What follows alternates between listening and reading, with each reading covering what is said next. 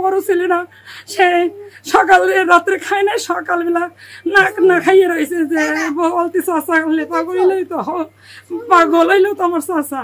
পুরো পরিবারে তোফাজ্জলের রক্তের সম্পর্কের বলতে তেমন কেউ নেই। মা বাবা এমনকি বড় ভাইকেও হারিয়েছেন তিনি। আপন বলতে গেলে ভাবি এবং ভাইয়ের দুই ছোট্ট সন্তান। মানসিক ভারসাম্যহীন হওয়ায় কোথাও থাকতেন না তোফাজ্জল। আজ এখানে তো কাল ওখানে। তবে এর আগে তার সঙ্গে কখনো এমন বর্বরতার ঘটনা ঘটেনি, কিন্তু এবার প্রাণটাই দিতে হলো তোফাজ্জলকে। তোফাজ্জলকে পিটিয়ে মারার আগে 2 লাখ টাকা মুক্তিপণ চাওয়া হয় বলে দাবি করেন তার ভাবি Sharifa Begum. Jamuna smart refrigerator, smart লাইফে স্মার্ট রেফ্রিজারেটর। কালবেলাকে দেয়া এক সাক্ষাৎকারে তিনি জানান, রাতে একটি নম্বর থেকে ফোন আসে, বলে আপনার দেবর মোবাইল চুরি করেছে, তাকে ঢাকা বিশ্ববিদ্যালয়ের ফজলুল হক হলে আটকে রাখা হয়েছে। মানসিক ভারসাম্যহীন বলে তাদের বোঝানোর চেষ্টা করে ব্যর্থ হন শরীফা বেগম। এরপর আরেকটি নাম্বার থেকে ফোন দিয়ে চাওয়া হয় 2 লাখ টাকা। নাম জিজ্ঞেস করার পর উনি বলতেছে যে আপনি ওই তোফাজ্জলের হন কেন? বলছি ভাবি।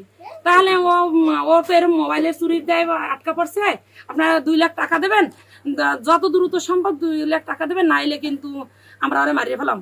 হ্যাঁ, বলার পর আমি বলছি যে ভাই আমি তো অসহায়, 2টা বাচ্চা লই থাকি, আমার না জানি, আমি আত্মীয় স্বজনের নাম্বার দিই, তাদের সাথে যোগাযোগ করেন। এই পর্যন্ত হয়েছে। হওয়ার পর আমি ওই রাত্রি আমি বিপদে পড়ে। মার সহ্য করতে না পেরে নির্যাতনকারীদের ফোন থেকেই তোফাজ্জলের কথা হয় ভাবির সঙ্গে। কান্না করতে করতে বাঁচার আকুতি জানান তিনি। বারবার ভাবিকে বলেন তিনি মোবাইল চুরি করেননি। হলে আছি, আমার মোবাইল চুরি দেয়, আমার ধরছে, ওরা টাকা আছে।